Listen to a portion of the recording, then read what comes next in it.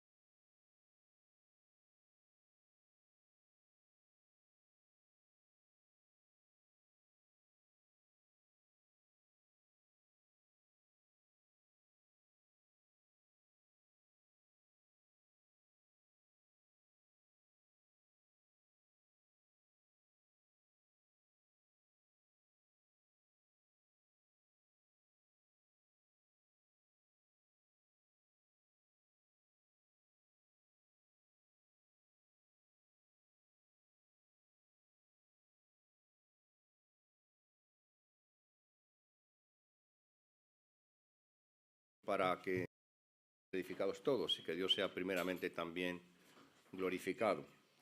Vamos a hacer primeramente una oración para que Dios controle por su Espíritu todo lo que vamos a decir y hacer. Te damos las gracias, Padre, porque estamos alrededor de tu palabra, porque nos has guardado hasta llegar aquí. Tu palabra que es poderosa para fortalecer nuestra fe, para consolarnos, para darnos el ánimo, también, Padre Santo, hacer posible el escudo de la fe, para que podamos, como dice tu palabra, parar los dardos de fuego del maligno. Pero muchas gracias porque por encima de todo es un tiempo también de comunión contigo y fraternal con los hermanos. También te rogamos, pues, que tu Espíritu Santo nos ayude en esta mañana, tanto para lo que yo tenga que dar como lo que mis hermanos han de recibir y que puedan comprenderlo todo bien. Te lo rogamos por tu Hijo Jesucristo. Amén. Muy bien, pues el tema que tenemos se ha titulado Inseparables. Podría tener otro título, porque hay aquí en este pasaje de Romanos 8, del 28 al 39, verdades también muy importantes que podrían ser también motivo de otro título. Por ejemplo, se nos dice que somos más que vencedores, que también lo veremos en Cristo Jesús. Pero inseparables hemos querido hacer el énfasis en el hecho de que nadie y nada nos puede separar del amor de Dios. Dios es amor y su amor también se caracteriza porque es inalterable, es un amor fiel y es un amor en cuanto a cantidad infinito, no tiene límite y es eterno. Vamos a leer primeramente entonces el pasaje. Dice así la palabra de Dios en Romanos capítulo 8, desde el versículo 28 hasta el final, el 39. Y sabemos que a los que aman a Dios todas las cosas les ayudan a bien. Esto es, a los que conforme a su propósito son llamados. Porque a los que antes conoció, también los predestinó para que fuesen hechos conformes a la imagen de su Hijo, para que Él sea el primogénito entre muchos hermanos. Y a los que predestinó, a estos también llamó. Y a los que llamó, a estos también justificó. Y a los que justificó, a estos también glorificó. ¿Qué pues diremos a esto? Si Dios es por nosotros, ¿quién contra nosotros? El que no escatimó ni a su propio Hijo, sino que lo entregó por todos nosotros.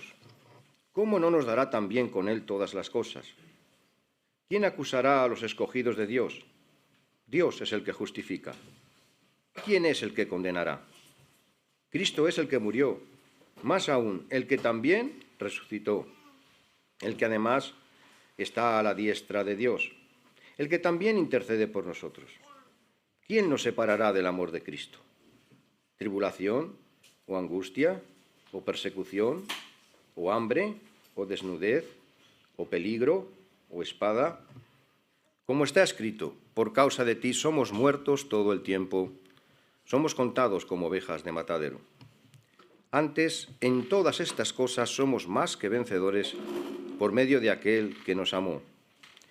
Por lo cual estoy seguro de que ni la muerte, ni la vida, ni ángeles, ni principados, ni potestades, ni lo presente, ni lo porvenir, ni lo alto, ni lo profundo, ni ninguna otra cosa creada nos podrá separar del amor de Dios que es en Cristo Jesús, Señor nuestro.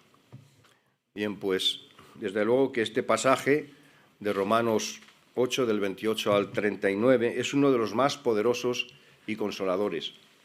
Algunos estudiosos han llegado a decir que este es el pasaje, juntamente con los otros que hay de Romanos 8, más consoladores de la Escritura.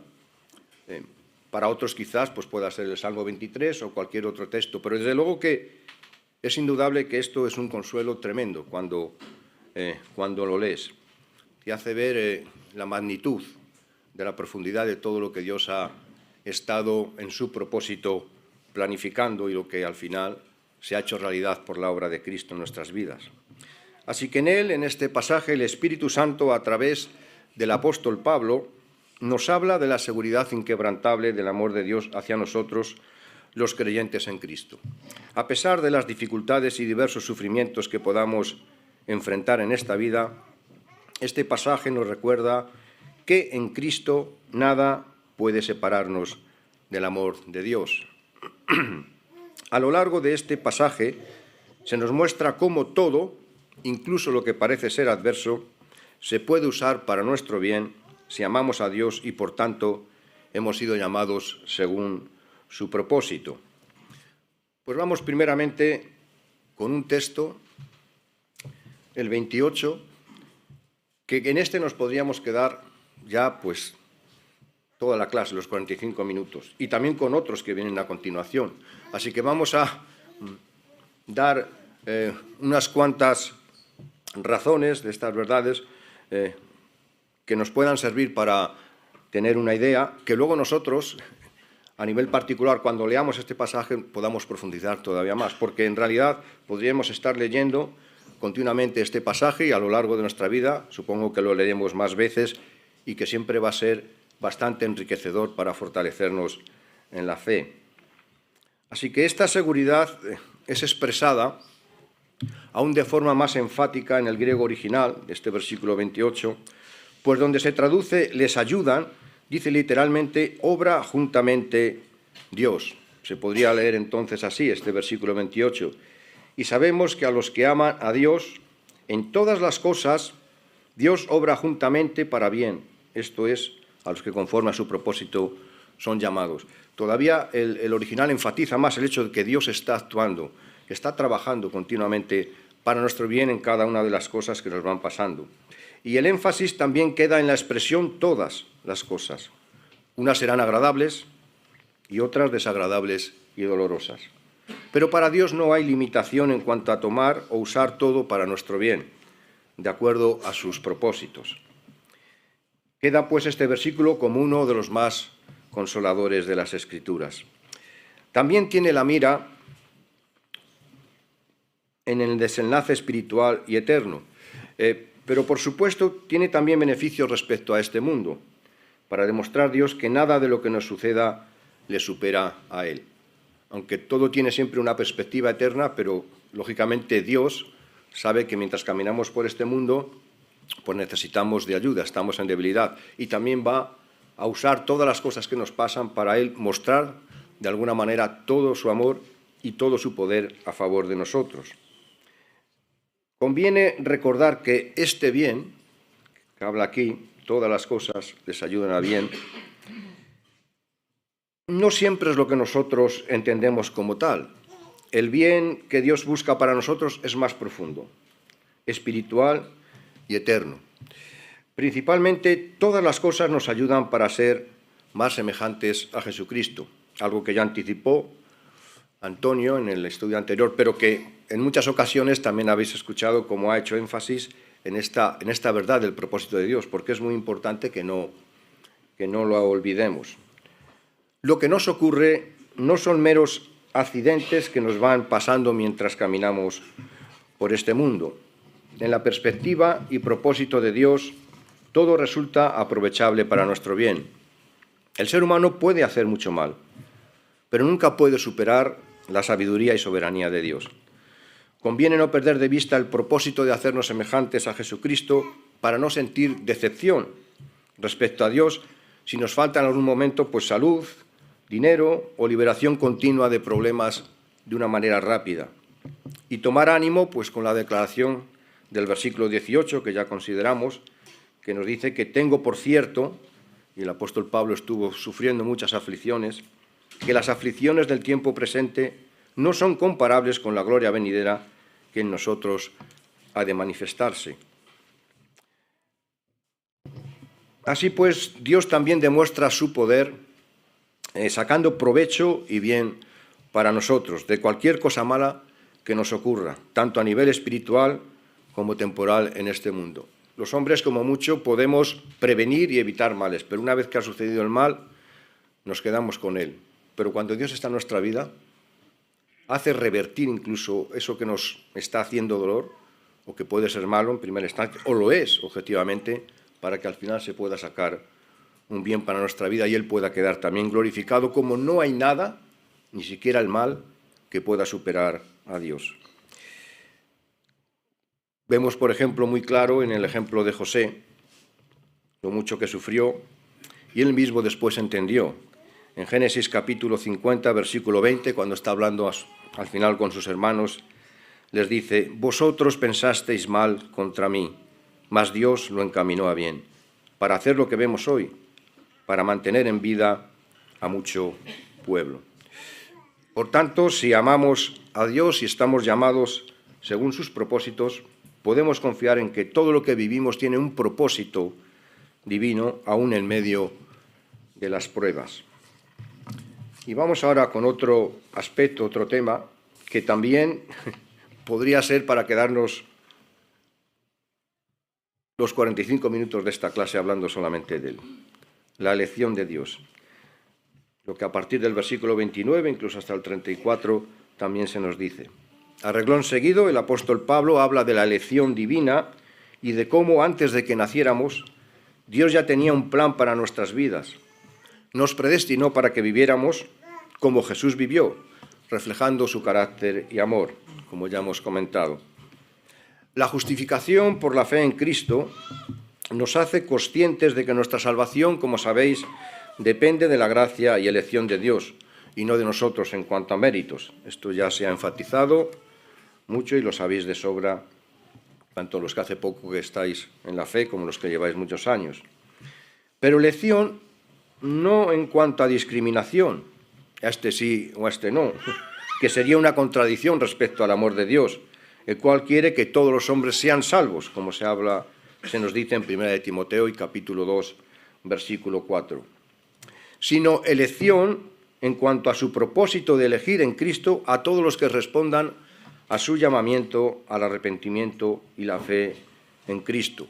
Cuando el apóstol Pablo está dando testimonio en Atenas, en medio del Areópago, les dice en un momento que Dios, pasando por alto los tiempos de la ignorancia que ha habido en la humanidad respecto a Él y todos sus propósitos, ahora manda a todos los hombres en todo lugar que se arrepientan.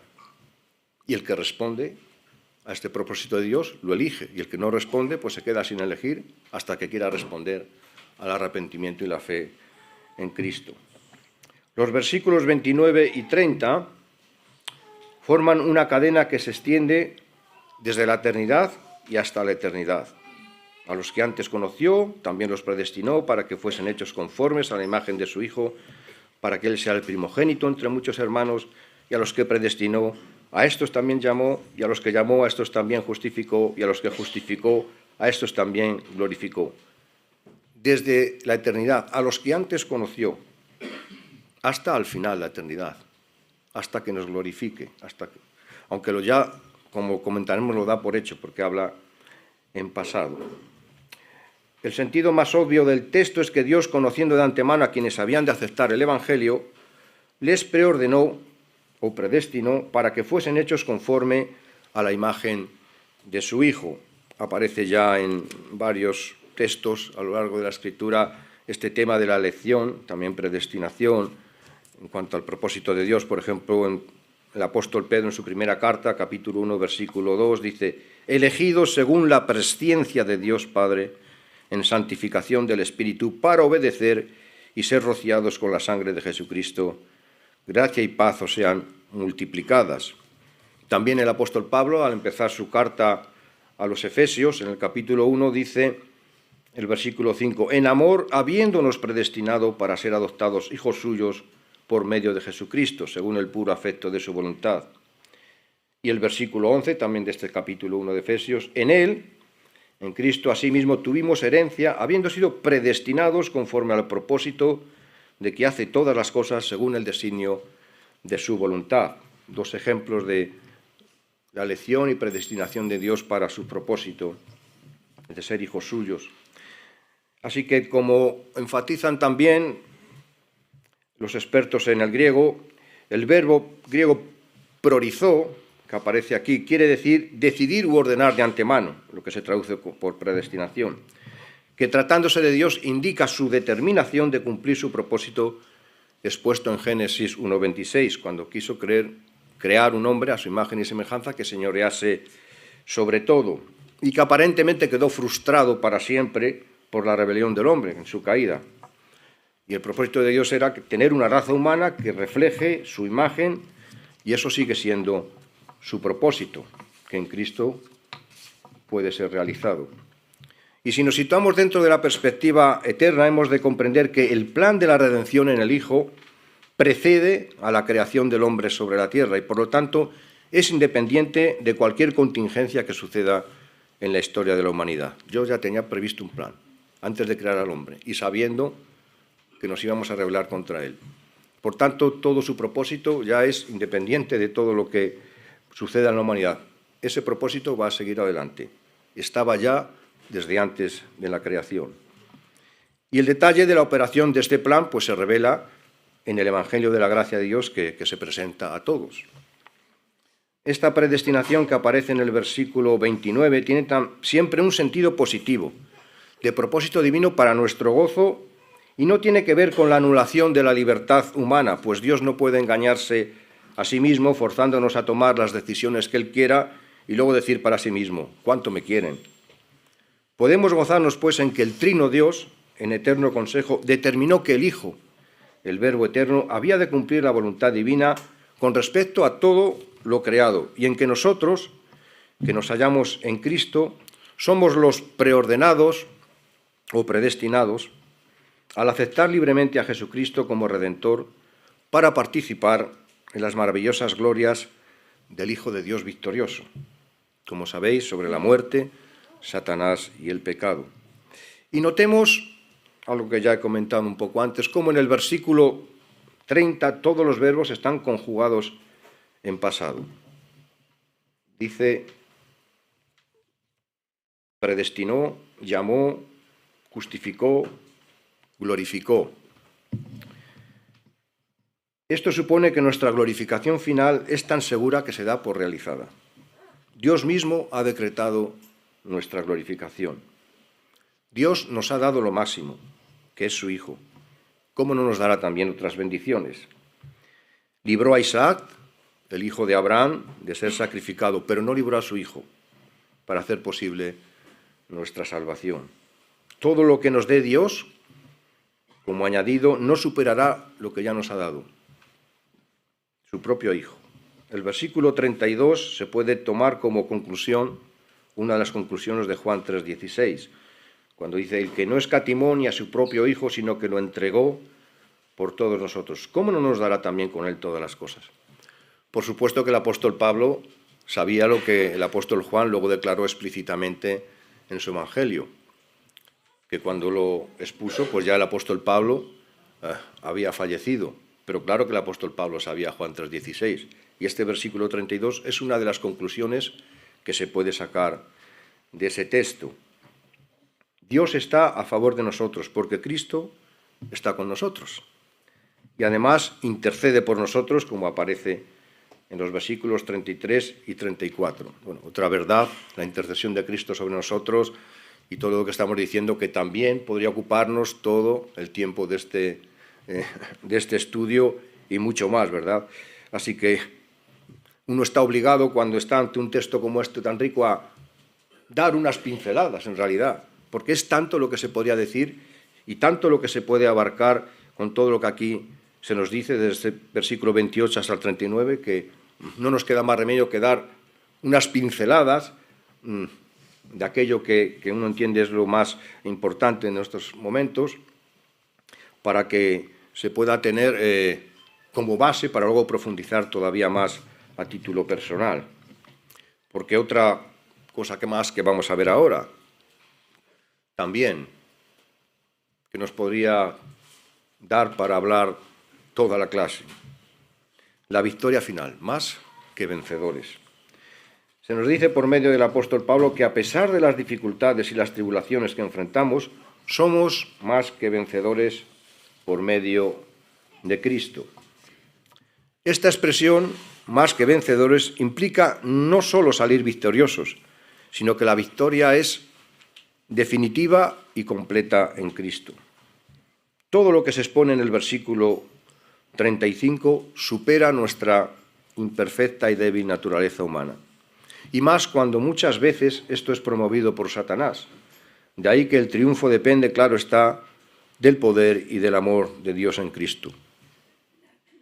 Por la imperfección propia nuestra y de esta vida, ya va a pasar que tengamos tribulación, angustia, persecución, hambre, desnudez o falta de ropa para abrigarnos, peligro o espada.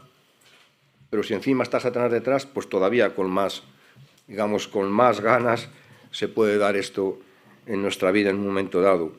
Y cuando el creyente en Cristo se enfrenta con las exigencias de poderes de este mundo, de poderes mundanos, contrarios a su fe y conciencia, corre el peligro de que estos poderes procuren imponerse por la fuerza. Y de este conflicto pues surgen tribulaciones, angustias, persecuciones, hambres y amenazas de muerte que aparentemente resuelven el problema en favor de los perseguidores. Pero todo esto, que lo experimentó el apóstol Pablo, no podía separarle del amor de Dios ni dejarle indefenso. De manera que esto que escribe es la manifestación de su experiencia personal y no un arrebato emocional piadoso, como podían pensar los incrédulos. Dios permitió que el apóstol Pablo sufriera tanto para que también pudiera experimentar la realidad del amor y cuidado inquebrantable de Dios. De tal forma que pudiera servir de ánimo a los creyentes de todos los tiempos con la objetividad de lo que experimentó y no desde una mera lógica teológica que digo, bueno, pues tiene que pasar esto, pues Dios me tiene que ayudar, pues Dios me va a ser fiel. Sí, pero es que además lo dice bien alto y con intensidad porque él lo vivió, lo experimentó. No es solamente una lógica teológica que se podría desprender o concluir de lo que escuchamos, de lo que leemos en la palabra de Dios. El apóstol Pablo lo vivió y de manera que con toda su fuerza, llevado por el Espíritu Santo, nos deja estas verdades tan consoladoras en este texto que estamos tratando. La cruz de Jesucristo revela la victoria divina a través de una aparente derrota, manifestada esta victoria claramente con la resurrección. Cristo es el que murió, más aún el que también resucitó. Y el versículo 36 expone la situación crítica con la amenaza de muerte que pueden llegar a pasar los creyentes en Cristo, como también lo pasaron en otros tiempos los que querían ser fieles a Dios, y se expone en el Salmo 44. Pues Lo que hay en el versículo 36 es un texto que se saca del Salmo 44, de lo que experimentó y los que experimentaban a su vez otros creyentes en otros tiempos, y que va a ser también pues algo que podamos llegar a experimentar nosotros. Aquí, de momento, pues no llegamos a que nuestras vidas físicas estén en peligro, pero ya sabéis cómo hay tantos y tantos creyentes a lo largo de este mundo que son contadas como ovejas para la matanza, que en cuanto puedan los podrían matar los gobernantes porque no quieren que el mensaje del Evangelio, el cristianismo, se dé en sus sociedades, que las quieren controlar conforme a sus deseos. Pues es interesante contrastar el espíritu de este Salmo 44, si se lee, con la nota triunfante que vemos aquí en el capítulo 8 de Romanos. El apóstol Pablo nunca enseña que el cristiano haya de resignarse bajo la tribulación, sino gozarse en ella, puesto que discierne en el dolor uno de los medios que utiliza nuestro Señor para disciplinar y entrenar a los suyos, por ejemplo, para evitar un apego excesivo a este mundo. Cuando tenemos dolores, cuando tenemos enfermedades, es como un toque de trompeta de parte de Dios que nos dice, este no es el paraíso que yo te tengo preparado. Esto no es todo lo que yo tengo para ti en Cristo.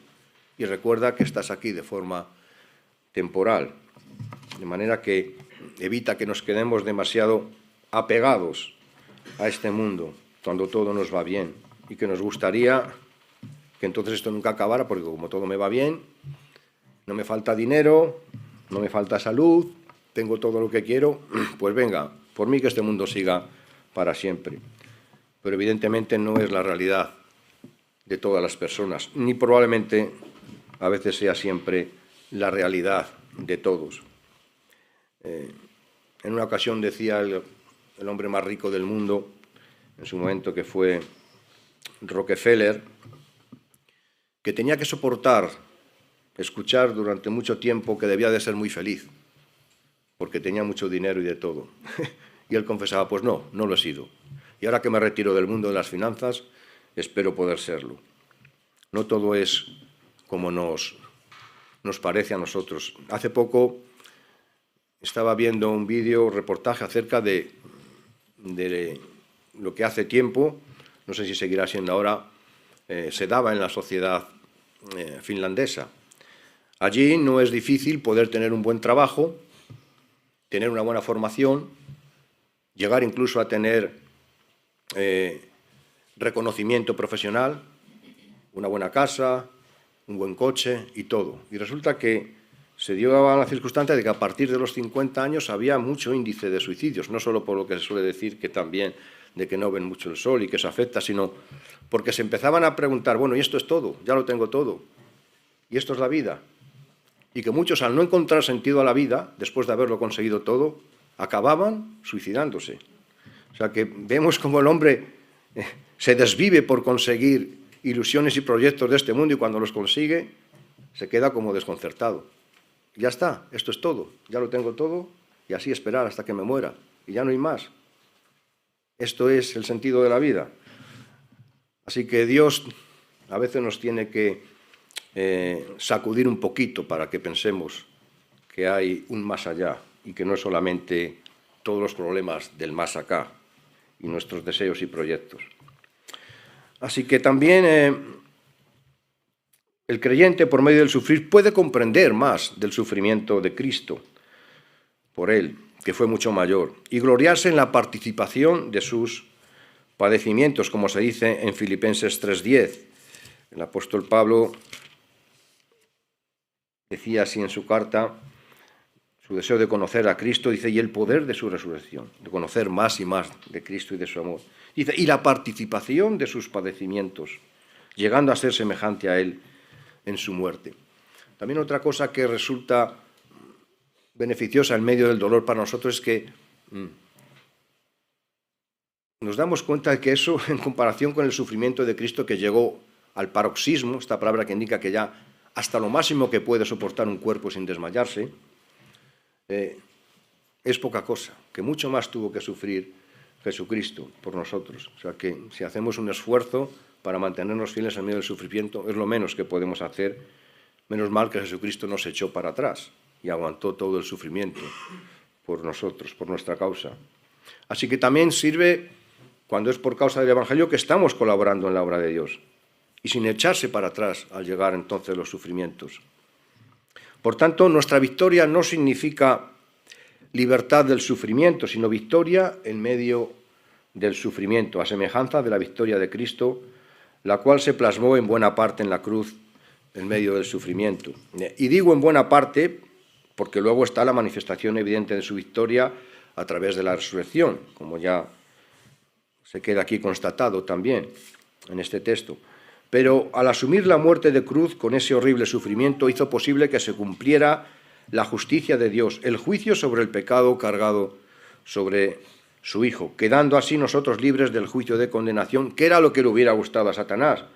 Es decir, toda la raza humana destruida irremisiblemente, porque de sobra Satanás sabía que la justicia de Dios no puede ser traspasada. Así que como lo sabía, dice, hago que la humanidad quede bajo pecado y toda destruida, y todo el propósito de Dios se viene abajo. Porque Dios no puede pasar por alto su justicia, y quien hace mal, la consecuencia es la muerte. Así que él pensaba que ya estaba todo hecho y que había vencido a Dios, estropeando su propósito. Ahora, lo que no se esperaba es que ese juicio Dios lo hiciera recaer sobre su propio Hijo, el Verbo eterno. Que el amor de Dios llegara a tal extremo que la condenación que nosotros merecíamos recayera en sí mismo a través de la persona de su Hijo. De manera que la cruz deja palpable de esta forma la impresionante victoria sobre Satanás, el pecado y el mundo opuesto a Dios. Y así nosotros, afianzados en Cristo, tenemos una extensión maravillosa de su victoria, sobre todo siendo pues más que vencedores. Bien, pues vamos ya a la parte final, la seguridad eterna del amor de Dios. Estos dos últimos versículos que resultan siempre insuperables e impresionantes. Este pasaje final de Romanos 8 es una de las promesas más grandes que nos da la Escritura. Nada puede separarnos del amor de Dios. Ni fuerzas espirituales, ni las circunstancias, ni la muerte misma tienen el poder de alejarnos del amor que Dios tiene por nosotros en Cristo. Esta es una seguridad eterna que nos permite vivir con paz y esperanza, sabiendo que Dios nunca nos abandonará, manifestando así su amor infinito, perfecto e inalterable. Ahora, tanta seguridad, tanta confianza en una supervictoria frente a todo y frente a todos, así como del inseparable amor de Dios, si no estuvieran basadas en el hecho de que Dios es todopoderoso y su amor eterno e infinito, y amparadas en la obra redentora de Jesucristo, podrían parecer imaginaciones fantásticas de un escritor paranoico, como que ni la muerte, ni la vida, ni ángeles, ni principal, si uno se pone solo con la lógica humana diciendo, pero bueno, ¿qué está diciendo este hombre? Esto es un arranque emocional, espiritual o espiritualoide, podría decir. No, pero es la conclusión ecuánime y hasta lógica por la intervención de Dios para la liberación del ser humano y la unión inseparable, fruto de su amor perfecto, infinito e inalterable, como ya he nombrado anteriormente. El apóstol Pablo había llegado a la conclusión, habiéndola vivido en su propia experiencia, de que las persecuciones ideadas y organizadas por los hombres no podían separar a los creyentes del amor de Cristo. Como meras criaturas, pues nos hallamos indefensas ante los accidentes de la vida y la muerte, pero unidos en Cristo y por medio de Él, con Dios Padre. El terror del incógnito de la vida y la muerte se transforma en oportunidades para que Dios sea glorificado. La confianza del apóstol se basa en la certidumbre de que el mal en todas sus formas ha sido derrotado en la cruz. De modo que cualquier poder adversario, aunque sea invisible, no podrá conseguir vencer al creyente en Cristo que vive en comunión con Dios. Nuestro descanso en el Dios creador de todas las cosas nos sirve de gran consuelo, puesto que no hay nada que escapa de su conocimiento y de su poder. La vida cristiana está segura en estos baluartes inconmovibles. 1. el Dios creador. 2, su plena manifestación en la encarnación de su Hijo. 3, la victoria sobre el pecado y todo mal en la cruz. 4, la gloriosa potencia de la resurrección. 5, la posición del vencedor Jesucristo a la diestra de Dios Padre. 6, las acciones del Espíritu Santo en el creyente y la Iglesia. Y 7, la esperanza en Cristo de la consumación de la obra de redención según el plan de Dios. Así que todo esto, dicho anteriormente, es el fundamento de la seguridad que Dios imprime en nuestro interior y que permite gozarnos del amor inconmovible de Dios. Los versículos 38 y 39 enumeran 10 situaciones que nos pueden separar del amor de Dios en Cristo Jesús, o que nos podrían por sí mismos separarnos con solo nuestras fuerzas. El objetivo claro en este pasaje es nuestra seguridad. Dios quiere que su pueblo experimente la profunda e inconmovible confianza de que está seguro en su amor. Claro, la primera en esta lista que aparece es la muerte, de que ni la muerte, porque la muerte nos separa de todo lo que conocemos en la tierra. Esta es la amenaza más urgente a tratar, pero paradójicamente la muerte incrementa la cercanía y comunión con Cristo. El apóstol Pablo, ya sabéis que dijo en su carta a los Filipenses, capítulo 1, versículo 23, que le gustaría partir y estar con Cristo, lo cual es muchísimo mejor. Y también en 2 Corintios 5, 8 dice, confiamos y más quisiéramos estar ausentes del cuerpo y presentes con el Señor. Y de nuevo, esto tampoco no son reacciones espirituales para animar sin más. El apóstol Pablo, como explica en 2 Corintios 12, estuvo en el paraíso. Dios lo llevó, de manera que lo que dice de que es mejor partir y estar con Cristo no es simplemente una frase piadosa, sino el resultado de la experiencia que tuvo cuando Dios dice que lo arrebató hasta el tercer cielo y allí en el paraíso escuchó y vio cosas que no les ha dado al hombre expresar, porque no hay lenguaje humano que podría expresar todo lo que él experimentó. Así que no son tampoco palabras sin más piadosas, de decir partir y estar con Cristo es mejor. Pero también la muerte, al ser separación de la familia y amigos, no aparenta ser una expresión del amor de Dios en primera instancia. Pero aquí se conecta con el amor de Dios, el cual nos ama antes de morir, en el momento de morir y, por supuesto, después de morir, que nos lleva a su presencia. El Espíritu Santo, por medio del apóstol, quiere que sepamos y experimentemos el hecho de que la muerte y todo lo que ella nos arrebata de este mundo no es un desliz en el amor de Dios. Cuando Cristo murió, esto supuso asegurar a sus discípulos en la muerte y en la vida. Nada en la vida y nada en la muerte deshará el triunfo que Él logró en la cruz y en la resurrección. Precisamente cuando tratemos más adelante el capítulo 14 de Romanos, versículo 9, dice, porque Cristo para esto murió y resucitó y volvió a vivir, para ser Señor así de los muertos como de los que viven. Como dice en otro texto, si vivimos, para el Señor vivimos, y si morimos, para el Señor morimos. Es decir, nuestra muerte va a glorificar a Cristo porque será una manifestación más de cómo Cristo venció la muerte al hacer que nosotros también resucitemos. Así que morimos también para Cristo. No solo morimos porque tengamos que dejar este mundo, sino morimos para la gloria de Cristo también. Tiene señorío sobre la vida y sobre la muerte, que es total e irrefutable. Lo próximo que aparece en el versículo 38 es que ni ángeles, ni principados, ni potestades. Estos tres nombres son probablemente designaciones de seres angelicales demoníacos, ya que obviamente los ángeles fieles a Dios son siervos nuestros para favorecer nuestra vida espiritual y práctica en este mundo, según Hebreos 1:14. En ese sentido sería absurdo decir que ni los ángeles, ni principados, ni potestades nos pueden separar del amor de Dios. Claro, los ángeles buenos, por supuesto. Así que aquí es una referencia más bien a todos los ángeles caídos que se han revelado. Así que la idea central expuesta por Pablo es esta: no hay ningún poder cósmico o sobrenatural que nos pueda separar del amor de Dios. Estos poderes fueron derrotados definitivamente en la cruz, como se nos dice en Colosenses capítulo 2 y versículo 15. A continuación expone también el presente y el futuro. Aquí se cubre nuestro posible temor de que aunque el presente sea tolerable, el futuro podría ser horrible, y nos preguntamos si podríamos soportarlo. O pudiéramos temer porque el presente es tan malo que no lograremos llegar al futuro. Y la respuesta es: el ahora nunca será tan malo, ni ningún momento del futuro será tan malo que nos pueda separar del amor de Dios.